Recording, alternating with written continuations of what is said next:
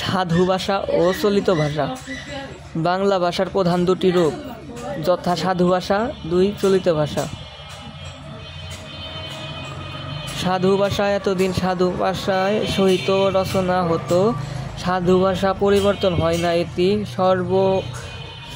সর্বগ্রহ এ ভাষায় বর্ণ বেশি লাগে, অর্থাৎ এ ক্রিয়াপদ দীর্ঘ, যেমন আমি বই পড়তেছি।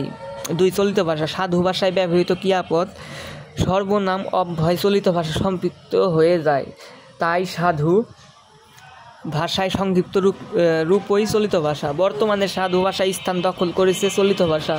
চলিত ভাষায় বিনিময় ছাড়া বই পুস্তক রচিত হয়েছে। এখনও পুস্তকখানিও ভাষায় রচিত, যেমন আমি বই পড়ছি।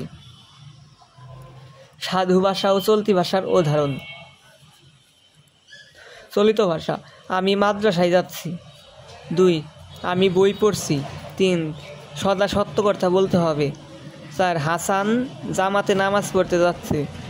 আলী বাজারে যাচ্ছে। তোকে যেতে হবে। সাধু ভাষা: আমি মাদ্রাসায় যাইতেছি, আমি বই পড়িতেছি। সদা সত্য কথা বলিবে। হাসান নামাজ পড়িতে যাইতেছে। আলী বাজারে যাইবে, তাহাকে যাইতে হইবে।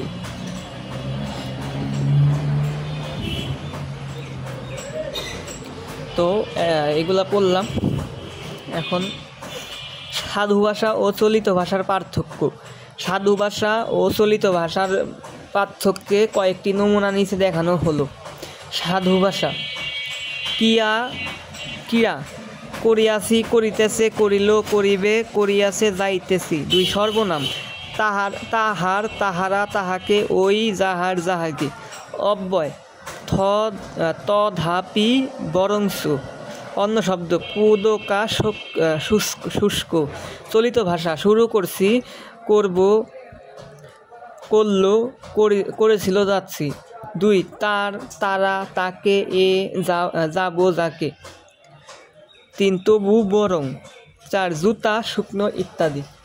তো যাই হোক, আশা করি আপনাদের ভালো লাগলো। Bye bye.